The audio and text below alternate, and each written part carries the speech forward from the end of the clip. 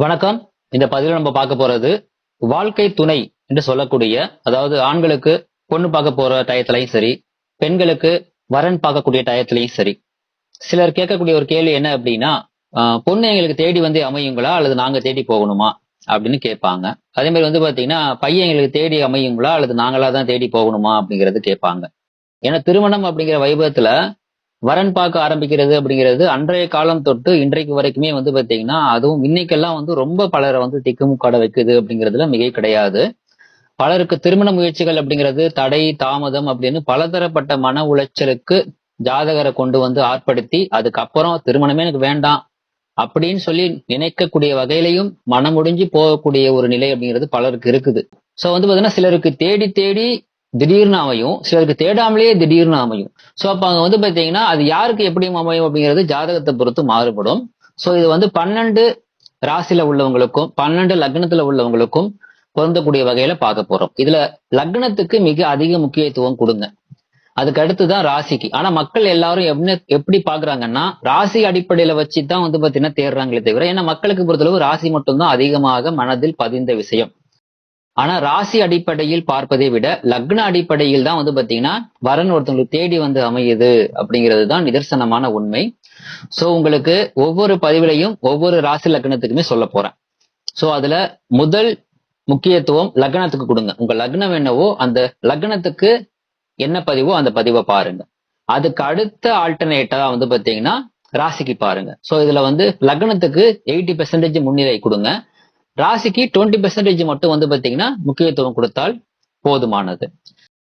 So அதுல வந்து விதி அப்படிங்கிற அமைப்புல ரொம்ப ஈஸியா உங்களுக்கு புரியுற மாதிரியான ஒரு விதியை தான் இந்த பகுதியில கொடுக்க போறேன். அப்ப இது இருந்தா மட்டும்தான் வரன் தேடி வந்து அமையுமானா கிடையாது. இது போக இன்னும் நிறைய விதிகள் உண்டு. அதுல எல்லாம் சற்று வந்து பாத்தீங்கன்னா உங்களை வந்து புரிய வைக்கிறது கஷ்டம். ஜோதிடம் நன்கு தெரிஞ்சவங்களுக்கு அதை புரிய வைக்கலாம். சோ பொதுமக்களுக்கு வந்து ஈஸியா புரிய வைக்கும்படியான ஒரு அமைப்புல பார்த்தோம்னா, இந்த அமைப்பு உங்களுக்கு இருந்துச்சுனாலே கண்டிப்பாக வரன் உங்களுக்கு தேடி வந்து அமையும். விருச்சிக லக்னம் மற்றும் விருச்சிக ராசியில் பிறந்துள்ள அன்பர்களே, யாருக்கு திருமணத்திற்கு வரன் அல்லது பெண் தேடி வந்து அமையும் அப்படிங்கிற இந்த பதிவுல பேக்ரவுண்ட்ல ஒரு சார்ட் ஒன்று வந்திருக்கும். அதுல விருச்சிகத்துல சுக்கிரன் அப்படிங்கிற கிரகத்தை மென்ஷன் பண்ணியிருப்பேன். சோ இந்த அமைப்பு உங்களுடைய ஜாதகத்துல இருந்ததுன்னா, நீங்கள் விருச்சிக லக்னம் அப்படிங்கிற பட்சத்துல கண்டிப்பாக இது உங்களுக்கு பொருந்தும். இதுவே உங்களுடைய ராசி மட்டும்தான் விருச்சிகம், லக்னம் வேற அப்படின்னா உங்களுக்கு 20% பொருந்தும். ராசியும் விருச்சிகம், லக்னமும் விருச்சிகம்னா 100% நிச்சயமாக இது பொருந்தும்.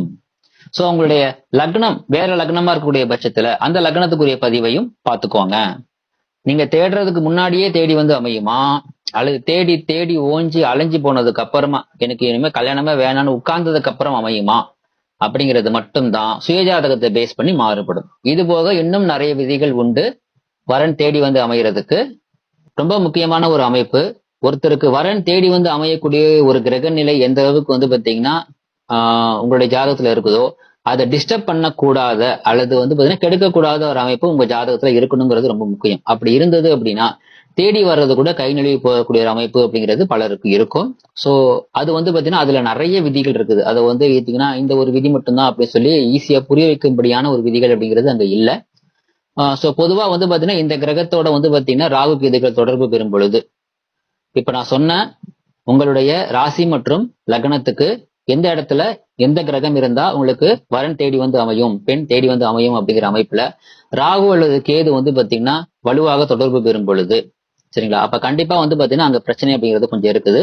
அதுக்குரிய கோவில் பரிகாரம் அப்படிங்கறத வந்து பாத்தீங்கன்னா சுயஜாதக அடிப்படையில எந்த கோவில் பரிகாரம் செய்தா நல்லது அப்படிங்கறத செஞ்சுக்கிட்டு நீங்க வந்து உங்களுடைய வரன் தேடி வந்து அமையக்கூடிய ஒரு அமைப்பை டிஸ்டர்பன்ஸ் இல்லாம நீங்க பார்த்து கொள்ளலாம்.